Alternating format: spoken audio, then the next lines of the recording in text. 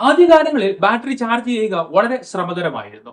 ഒന്നല്ലെങ്കിൽ 2 മണിക്കൂർ ഉപയോഗിക്കാതെ ചാർജിങ്ങിന് ഇട്ടെങ്കിൽ മാത്രമേ ഫുൾ ചാർജ് ആയി ഒരു ഡിവൈസ് കിട്ടുകയുള്ളായിരുന്നു.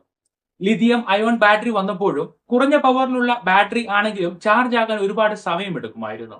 എന്നാൽ ഇന്ന് ചാർജിംഗ് സാങ്കേതികവിദ്യ കൂടുതൽ അഡ്വാൻസ്ഡ് ആയി, വേഗത്തിൽ കൂടുതൽ കൺവീനിയന്റ് ആയി ചാർജ് ചെയ്യാനുള്ള സാങ്കേതികവിദ്യ ഇപ്പോഴുള്ള ഡിവൈസുകളിൽ ഉണ്ട്. ചാർജ് ചെയ്ത് ഉപയോഗിക്കുന്ന ഡിവൈസുകളെ കൂടുതൽ കാര്യക്ഷമമാക്കുന്ന ഫീച്ചറാണ് ഫാസ്റ്റ് ചാർജിംഗ്.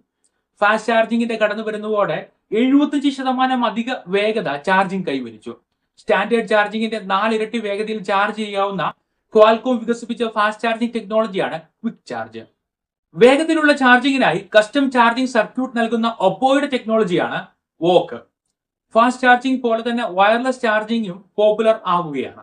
ഒരു ട്രാൻസ്മിറ്ററിനും റിസീവറിനും ഇടയിൽ ഇലക്ട്രോ മാഗ്നറ്റിക് ഇൻഡക്ഷനിലൂടെ വൈദ്യുതി കൈമാറുന്ന ഒരു ടെക്നോളജിയാണ് QI charging. 100 watts charging speed നൽകുന്ന ചാർജിംഗ് ഡിവൈസുകൾ വരെ വികസിപ്പിച്ചു കഴിഞ്ഞു.